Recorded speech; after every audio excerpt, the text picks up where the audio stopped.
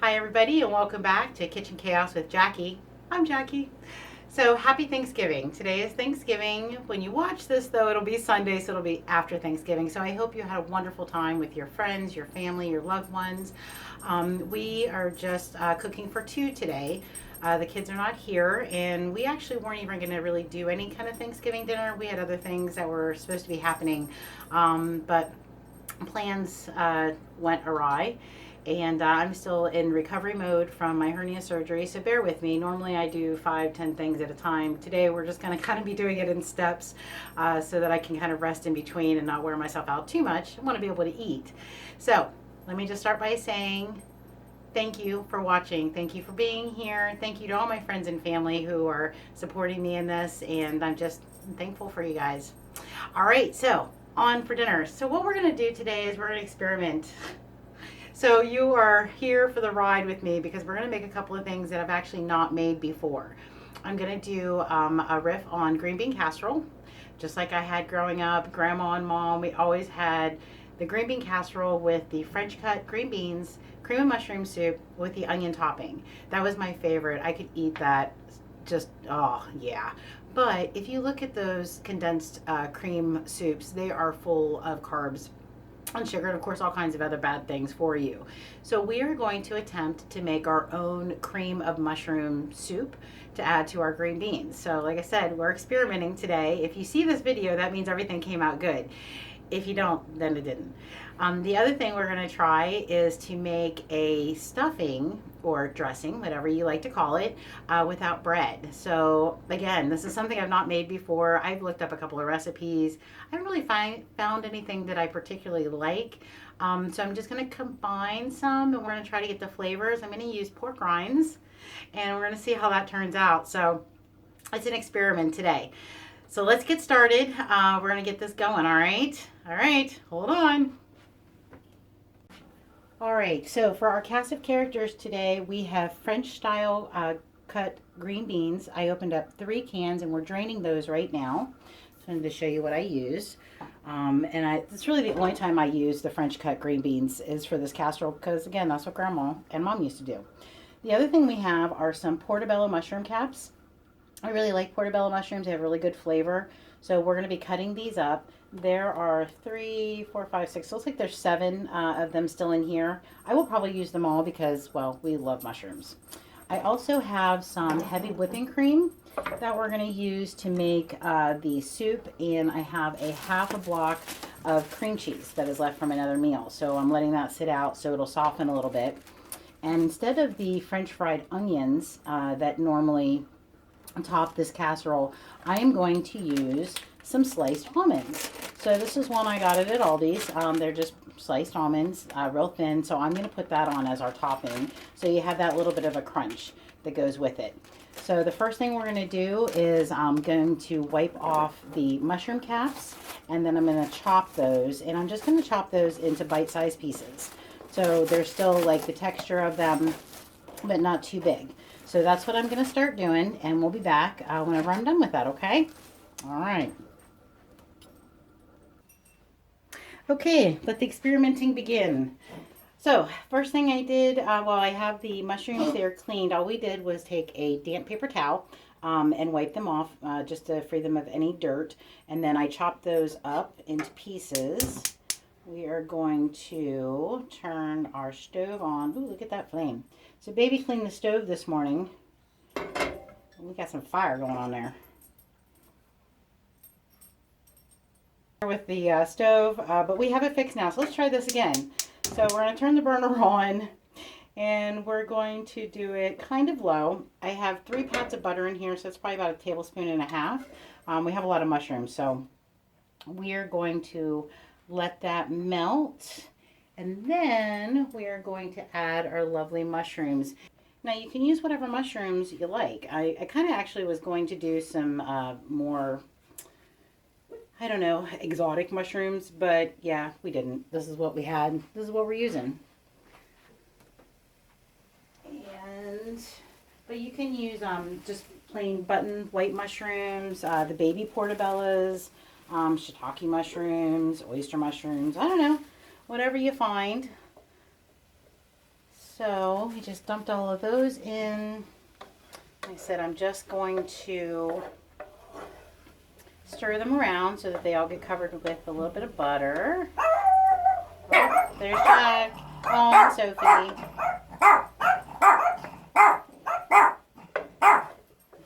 They want to wish you a happy Thanksgiving also. Okay, well, while the chaos ensues in my kitchen, I'm just going to let these bad boys go. We'll be back in a couple of minutes and hopefully the dogs will stop barking for us.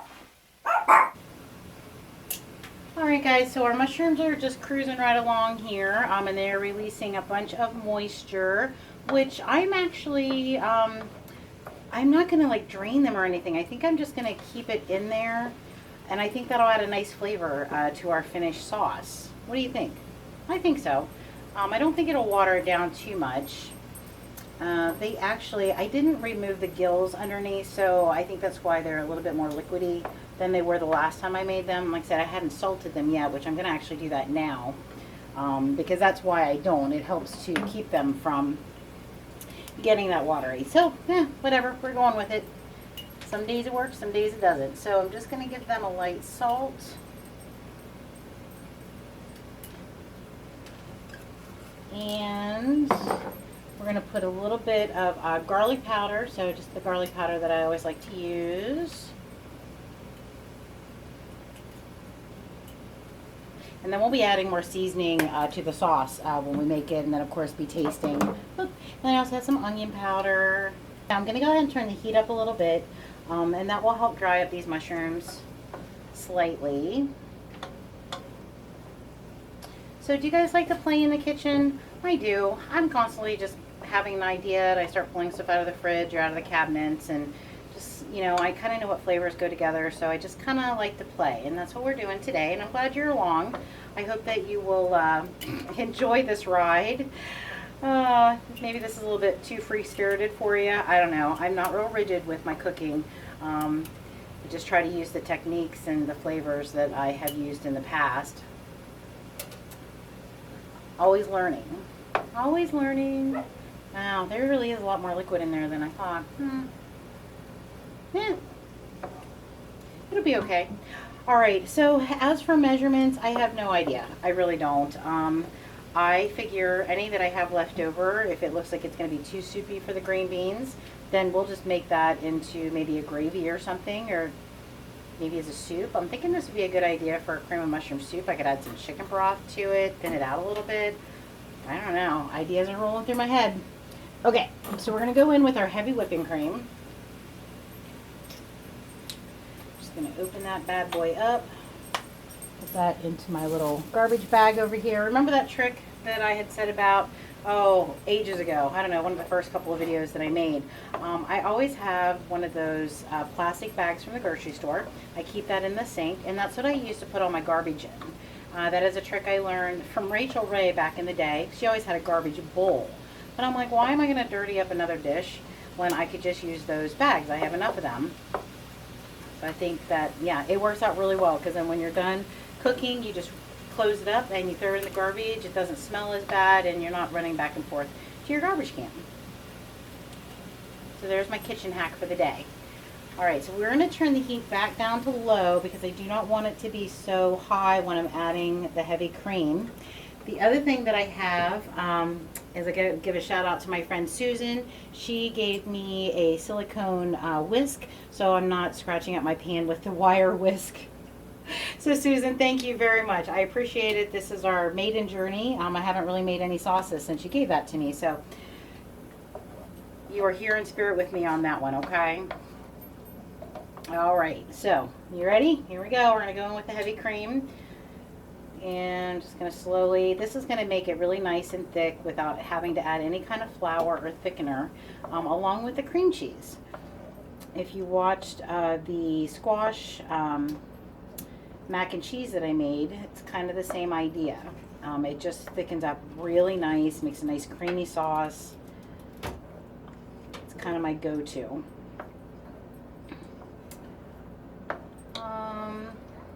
And honestly, gang, I think I'm just going to go ahead and add all of the heavy whipping cream. Like I said, I'm kind of looking forward to having some leftover.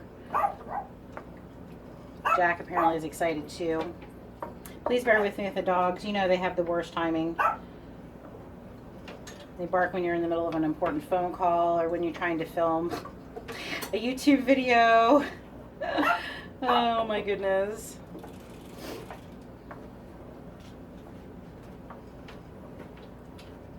Alright, so like I said, so this was just, this is 16 ounces, just 2 cups of heavy cream. I'm going to let that go for a little bit. I'm going to bring it up to a simmer, and then we're going to start adding our cream cheese to it. And like I said, I have about a half a block of cream cheese that I cubed up, okay? All right, we're boiling away over here. We're not really boiling, we're simmering. So I'm going to go ahead and start adding in my cubes of cream cheese. And we're going to get those nice and melted in here. The nice thing is you don't have to worry about lumps when you make gravy without flour. So, you know, there's that. I'm also going to probably experiment with a gravy with using cream cheese and some turkey broth. I don't know. I haven't gotten that far yet. I played around a little bit like last Thanksgiving. Like we had cauliflower mash instead of regular mash. I did make stuffing for George and the boys because they like it. I just didn't eat any. And then we had turkey, and then I made a regular green bean casserole, which I just had some of. Like I said, this year I just really wanted to do my own. So that's why we're going to play with this, and hopefully this will be our new Thanksgiving staple.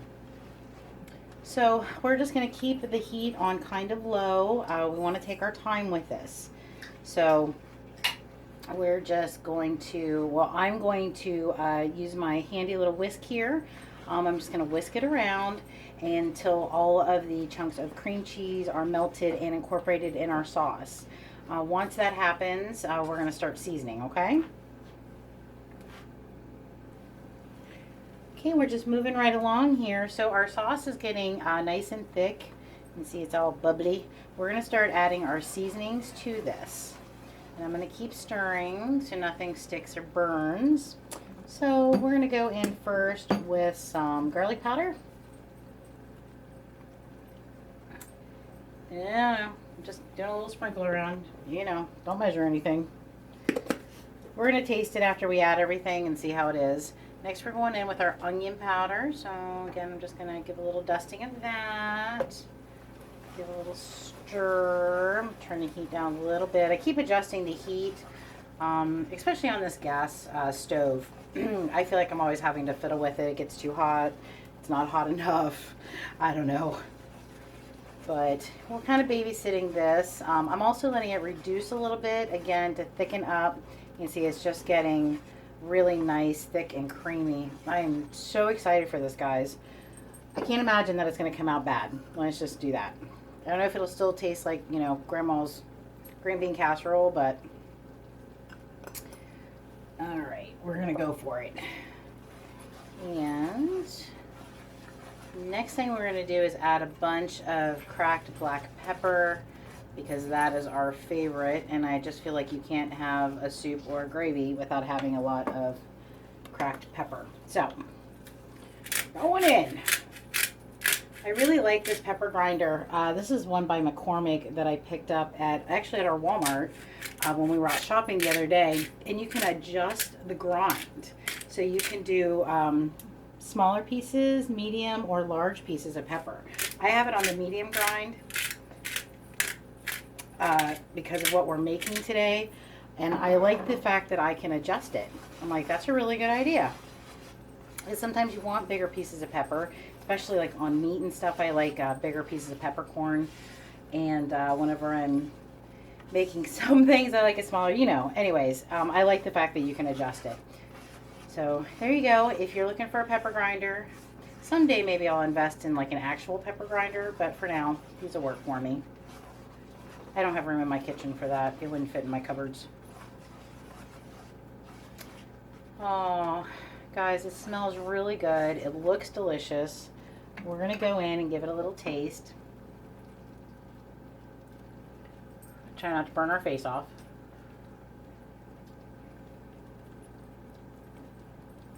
Oh my gosh. It tastes like cream of mushroom soup. Oh my goodness. We have success. Okay, sorry. I get a little giddy whenever things work out the way I want them to. All right. I actually really like the seasonings on here as well. I'm going to turn that. You know what? I think I'm going to turn it off. Oh, yeah. I know, Jack. I'm excited too. All right, baby's clapping in the background because, yeah, he gets to taste it here next. So I'm going to go away for a moment because I need to figure out if I'm going to add the green beans to here or if I'm going to put the green beans in the casserole first. So while I go contemplate that, you guys salivate and we'll be right back.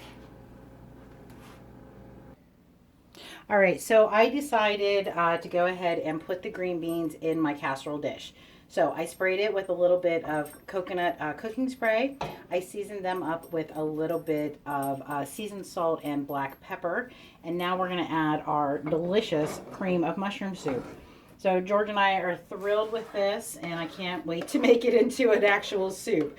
So you might be seeing that on the channel come soon. The reason I didn't want to add the green beans to it is I'm actually hoping there'll be a little bit left over so we can, snack on that. So I think you guys will be pleasantly surprised. The seasonings that I added were great. I didn't overdo it. Just a little bit of this and that. Just remember, taste your food. So I'm going to finish this up. I'm going to stir it around and make sure that all my green beans are covered. And then I'm going to top it with the sliced almonds. I'll put it in the oven just like I would a regular green bean casserole, probably at 350 for 20 to 30 minutes. Yeah, I think that's it. So we're going to get started on the stuffing next. So stay tuned for that. Okay guys, so the green beans are off to the side waiting to go into the oven, and now we are going to get started on our stuffing.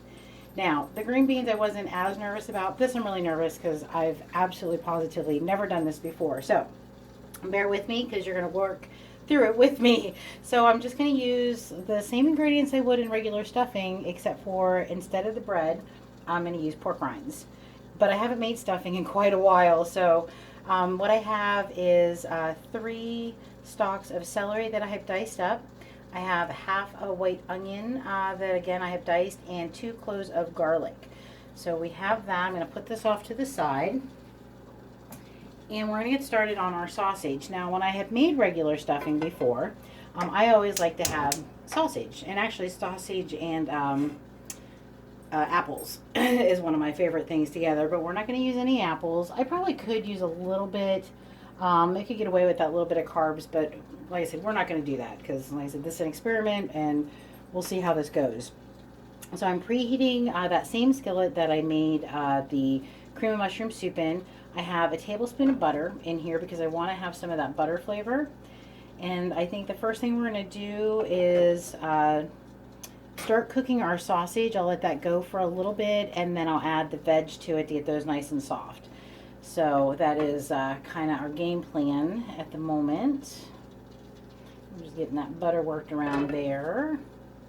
So I have the gloves on because I'm going to try to do chunks of garlic. So I just have some regular pork sausage. This is one that I get at my Aldi's. Use whatever sausage you want, whatever you normally use. If you want to use maybe some spicy sausage, I don't know. I said whatever floats your boat. So we're going to manhandle our sausage.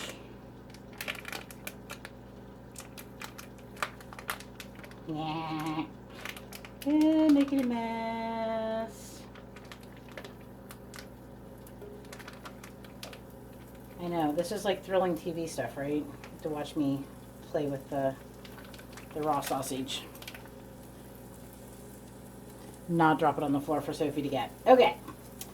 So I'm just going to squish it out, and we're just going to kind of chunk it off and put it in here. Like I said, this is going to render out its own fat and flavor, but I just threw a little bit of butter because I thought it would add just a nice little bit of extra something. So we're going to be seasoning up our pork and vegetable mixture with some ground sage, some rosemary. I have some poultry seasoning, salt and pepper, a little celery, not celery salt, but just celery seed. And we'll kind of taste it as we go, see how it is. I just really want to give it that sausage flavor, or that stuffing flavor. And I figure we're going to really get that from our sausage. Alright, so I have the sausage is about halfway cooked. I have a nice little brown on it. And now we're going to go ahead and add our vegetables. So we have our celery, onion, and I think I'm going to go ahead and add that garlic in because I'm going to turn the heat down again. I'm always nervous about garlic. You don't want to burn it. It gets really nasty tasting, but if we do it on a lower heat, I go ahead and put it in at the same time as my other vegetables. But if I'm doing stuff like a stir fry or doing it at a higher heat, I won't add that until the last couple of minutes of cooking. Alright, so we're going to give that a zhuzh.